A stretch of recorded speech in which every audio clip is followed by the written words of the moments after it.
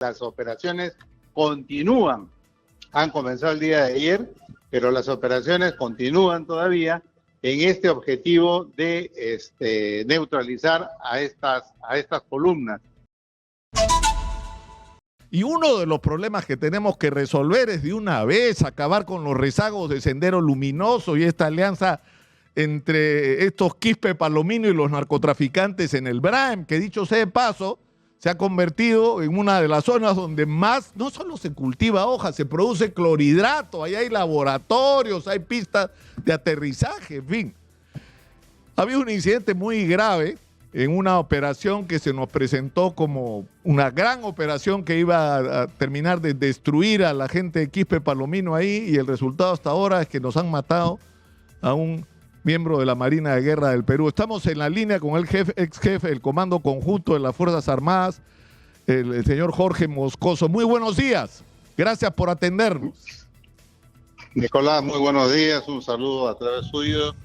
Y quisiera, antes de comenzar la conversación, hacer una reflexión y trasladar, expresar las sentidas condolencias a las Fuerzas Armadas, a la Marina de Guerra, a la Fuerza de Operaciones Especiales de la Marina por el fallecimiento de este héroe de la pacificación, que es el técnico FOES, Edgar Tiburcio, que el día de ayer, cumpliendo su deber como todo miembro de la Fuerza Armada, ha entregado su vida por nuestra patria, completando ese trabajo que tenemos que hacer, como bien lo ha dicho usted, de pacificar esta zona del Braem. Exitosa. Ahora, ¿qué es lo que porque lamentablemente el fallecimiento del señor Tiburcio es uno más en una lamentable y larga lista? O sea, algo no se está haciendo bien. ¿Por qué no podemos con esta gente? Es lo que no se entiende. Porque tienen décadas instalados ahí, décadas. Sí, bueno, lo que le puedo comentar es de que ya hace algunos años la estrategia que se está empleando para completar el trabajo de neutralizar los remanentes de este grupo terrorista, que tiene una alianza ya comprobada con el narcotráfico, es básicamente trabajar mucho con inteligencia, desarrollar el componente de inteligencia y las operaciones que son operaciones con fuerzas especiales, con fuerzas conjuntas especiales para poder llegar básicamente a los campamentos principales y neutralizar a estas columnas que todavía tienen el control y están presentes en un área que ya está focalizada, que es esta zona del Braem, que es ya está prácticamente reducida a este espacio, y lo que ha sucedido el día de ayer es una operación por lo que ha trascendido, y aquí quiero mencionar que las operaciones continúan, han comenzado el día de ayer, pero las operaciones continúan todavía en este objetivo de neutralizar a estas columnas. Lo que se ve es de que obviamente al tener estos remanentes terroristas, ese espacio, ese control, ellos van armando trampas, van armando espacios donde desde ahí se puede hacer emboscadas, y lo que se infiere, no tenemos información todavía evidentemente porque esto es un proceso de operaciones en desarrollo, es que debe haber habido un enfrentamiento en una situación así, donde este técnico, que es un técnico de las fuerzas de élite de las Fuerzas Armadas, lamentablemente pues ha fallecido en este enfrentamiento. Pero lo que tenemos que esperar es de que culminen las operaciones y tengamos ya la información por parte del jefe del Comando Conjunto. El general Ojeda es un general que tiene mucha experiencia. Cuando yo he sido jefe del Comando Conjunto, él era comandante de la Fuerza de Especial Conjunta. Es un general que conoce las operaciones.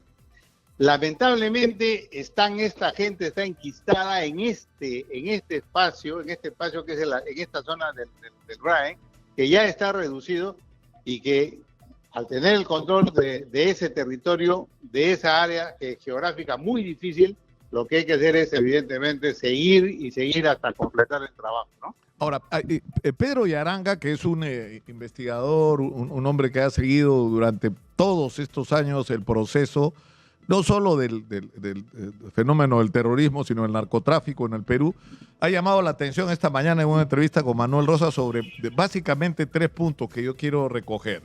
Uno, ha dicho, esto no puede ser enfrentado como una guerra convencional.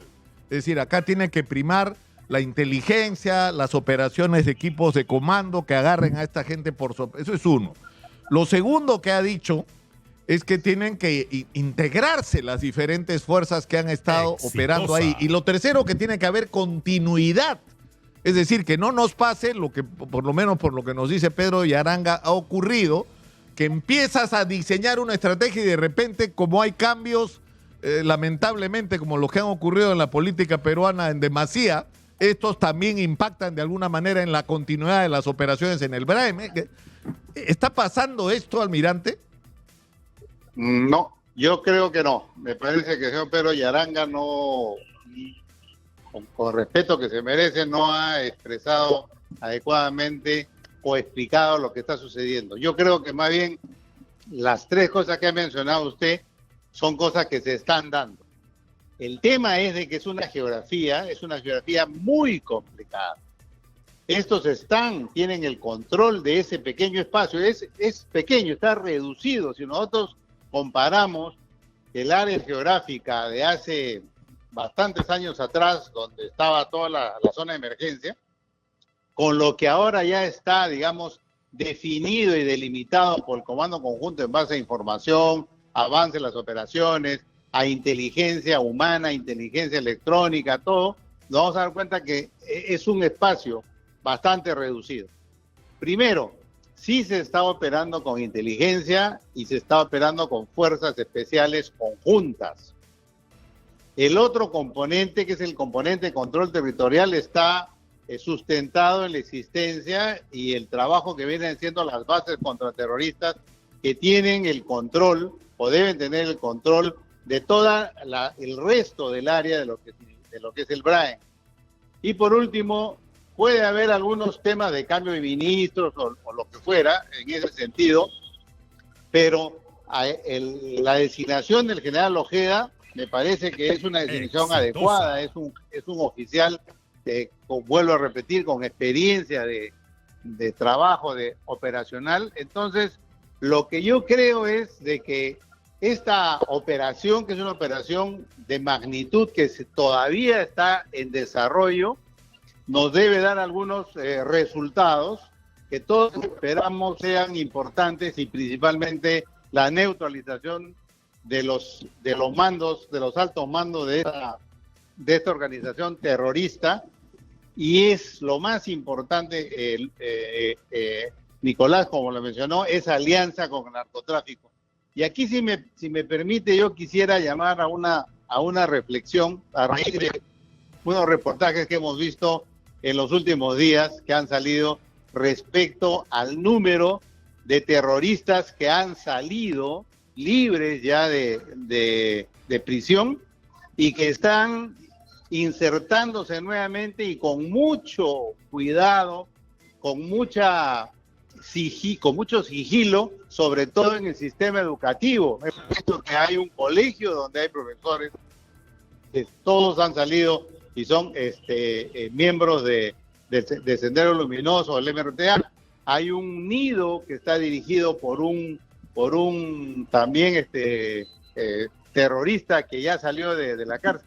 Entonces, la sociedad, no podemos nosotros ser laxos, y esa cantidad de gente, porque ahora los que están quedando en prisión son básicamente la cúpula. Claro, pero ahí el problema, almirante, es que estamos pagando también, y eso sí fue un muy grave error, que cuando se capturó a Abimael Guzmán y a la cúpula de Sendero Luminoso y el MRTA, lo que venía a continuación debió ser un proceso de control sobre esta gente que permitiera que que aquellos que se arrepintieran de una manera sincera iniciaran un proceso de reincorporación a la sociedad, y los que no, bueno, tendrían que pagar la consecuencia de su decisión y tendríamos que estar mirándolos hasta hoy, ¿no es cierto? Lamentablemente eso no se hizo, almirante, y hoy, pero yo quiero regresar, eso me parece un tema importante sobre cómo enfrentarlo, porque además yo he llamado la atención en diversas oportunidades sobre, es decir, cómo esta gente que hace planes de muy largo plazo están esperando que nos vaya muy mal, que la democracia se desacredite, que la crisis económica y social se acreciente, para ellos navegar en esas olas, ¿no es cierto?, en esas aguas movidas y tratar de cosechar para sus fines, porque no han renunciado a su objetivo. Pero yo lo que quisiera es centrarnos en este tema del BRAEM por un momento, almirante. Es decir, usted mismo ha hecho referencia al tema del narcotráfico. ¿Cómo es posible que en una zona con tanta presencia militar y policial entren los insumos y salga la droga? Porque usted ha dicho una cosa que es muy cierta, ¿no? Esta gente conoce ese territorio como nadie, pero por el otro lado tiene mucho billete, almirante. Mucho billete que viene del narcotráfico. Entonces, ¿qué está pasando ahí? O sea, ¿por qué?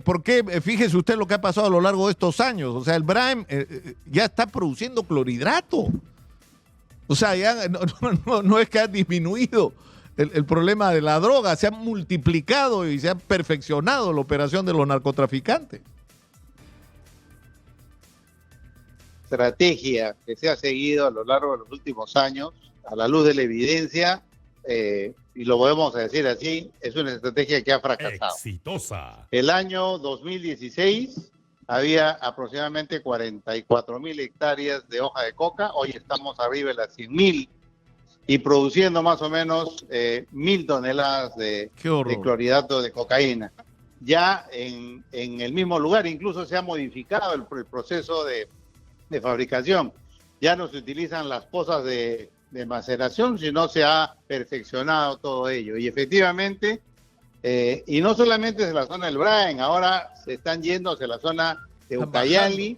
Hay alrededor de 500 pistas de aterrizaje, 500 pistas, y como bien lo ha mencionado usted, el tema de los insumos químicos fiscalizados es un tema que debería estar bajo control de la policía durante toda la cadena, controlada desde la importación o fabricación, e incluir también, y modificando el Código Procesal Penal, a todos los que participan en el transporte de estos insumos químicos. Porque lo tiene SUNAT, ¿no es cierto? El control de insumos todavía lo tiene SUNAT, pero es absurdo. Los recaudadores de impuestos cuidándonos de los insumos por el narcotráfico.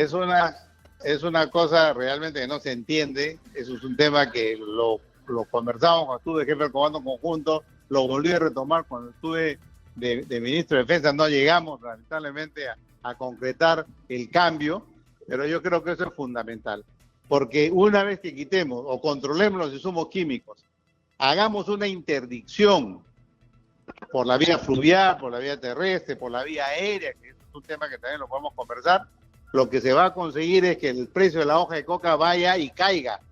Y por una lógica económica, al caer el precio de la hoja de coca, los campesinos, que no voy a discutir el tema de ético, que están dedicándose ahora a cultivar la hoja de coca, van a mirar las otras alternativas. Paralelamente a eso, tiene que haber una estrategia importante respecto a al cierre de brechas sociales: salud, educación, agua, saneamiento y las vías de comunicación para que los campesinos puedan tener una alternativa. Tiene que ser una estrategia integral dirigida al más alto nivel, de manera tal de obtener resultados, y con eso se les va quitando a estos remanentes terroristas, delincuentes, esas fuentes de financiamiento para poder seguir manteniendo su presencia, porque ellos son los que controlan las rutas de salida de la droga del BRAE, ¿no? Sí, almirante, le agradezco mucho por habernos atendido. Yo sé que la muerte del comando Tiburcio no solo ha producido dolor en su familia, sino entiendo que era un comando que contaba con el respeto y la simpatía y la amistad de la gente que participaba con él en estas operaciones, donde además salías y no sabías si ibas a regresar. Y yo le transmito desde acá a usted como miembro de la Marina de Guerra y a los marinos y a los familiares del Comando Tiburcio mis condolencias. Y que su muerte no sea en vano, almirante, que su muerte no sea en vano. Muchas gracias. No, Nicolás, muchas gracias. Y solamente para terminar, nuevamente a la sociedad, confíen en su Fuerza Armada. La Fuerza Armada está haciendo su trabajo, completando este proceso de pacificación de esta zona del Brain y también en las fronteras, con su presencia, trabajando por el país. Y que, como bien ha dicho usted, esta entrega de la vida del Comando Tiburcio no sea en vano, sino que nos sirva para reflexionar sobre lo que cada uno tiene que hacer por hacer un Perú mejor. Muchas gracias. Muchas gracias, almirante. Muy buenos días. Y una vez más, ¿quién estaba en debida? Es decir, se han multiplicado las áreas cultivadas y producimos más clorhidrato que nunca en la historia. ¿Quién? Otárola estaba, y el ministro del Interior, ¿se acuerdan ese que nos ocultó que tenía hermanos en Sendero Luminoso? Bueno, ellos estaban ahí, pues.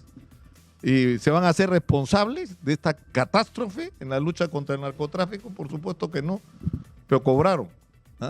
Cobraron puntualmente.